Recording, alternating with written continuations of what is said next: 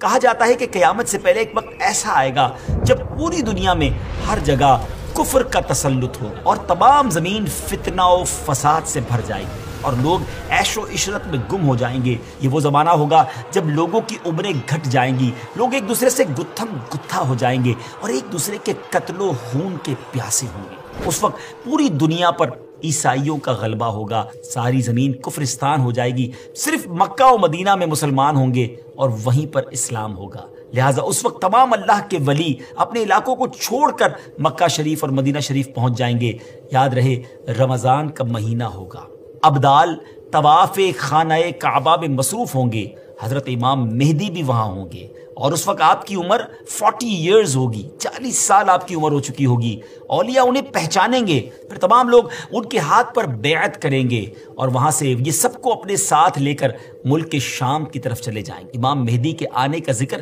ایک دو حدیثوں میں نہیں بلکہ 200 سے لے کر 250 احادیث اور اقوال تابعین میں ملتا ہے۔ ام المومنین حضرت ام سلمہ رضی اللہ تعالیٰ عنہ روایت کرتی ہیں کہ میں نے رسول اللہ صلی اللہ تعالیٰ علیہ وسلم کو یہ فرماتے ہوئے سنا کہ آپ علیہ الصلوۃ والسلام نے فرمایا مہدی حق ہے، اور مزید آپ علیہ الصلوۃ والسلام نے فرمایا امام مہدی سیدہ فاطمہ الزہرا رضی اللہ تعالیٰ عنہا کی اولاد سے ہوں گے۔ بہت ہی اہم بات یہ ہے کہ مہدی آپ کا نام نہیں ہے بلکہ آپ کا لقب ہے۔ ان کی کچھ اور صفتیں بیان کرتے ہوئے اللہ عز و جل کے آخری نبی صلی اللہ تعالیٰ علیہ وسلم نے ارشاد فرمایا مہدی میری نسل سے ہوں گے، ان کی ناک پتلی اور بلند ہوگی اور پیشانی روشن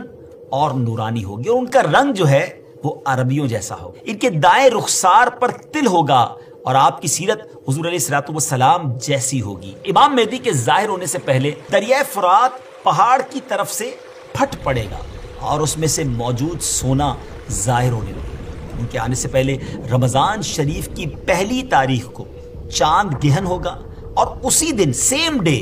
دوپہر کے وقت سورج گہن ہوگا، اور ایسا گہن پہلے کبھی نہ ہوا ہوگا۔ اور 3 یا 7 راتیں مشرق یعنی ایسٹ کی طرف سے ایک بڑی آگ ظاہر ہوگی اور بہت بڑے بڑے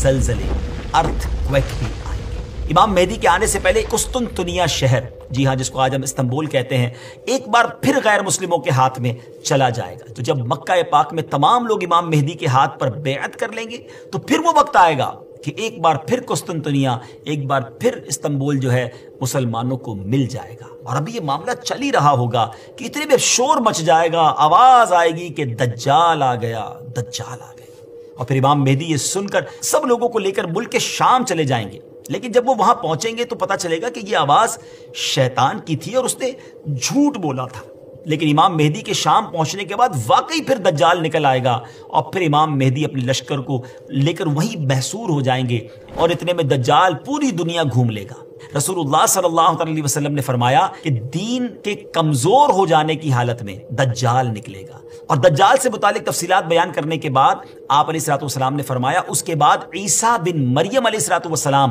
آسمان سے اتریں گے، پھر نماز فجر کے لیے اقامت ہوگی اور مسلمانوں کے امیر امام مہدی کہیں گے کہ اے روح اللہ امامت کے واسطے آگے تشریف لائیں۔ حضرت عیسیٰ علیہ الصلوۃ والسلام فرمائیں گے تمہارا امام ہی تمہیں نماز پڑھائے، تو اس وقت امام مہدی رضی اللہ تعالیٰ عنہ نماز کی امامت فرمائیں گے۔ جب لوگ نماز سے فارغ ہو جائیں گے تو مل کر حضرت عیسیٰ علیہ الصلوۃ والسلام کی قیادت میں دجال سے مقابلے کے لیے نکلیں گے۔ اب دجال کی حالت یہ ہوگی کہ وہ حضرت عیسیٰ علیہ الصلوۃ والسلام کی سانس کی خوشبو سے پگھلنا شروع ہو جائے گا، وہ بھاگے گا اور حضرت عیسیٰ علیہ الصلوۃ والسلام اس کا پیچھا فرمائیں گے اور باب لد کے پاس اس کی پیٹھ میں نیزہ ماریں گے اور اس سے وہ جہنم واصل ہوگا۔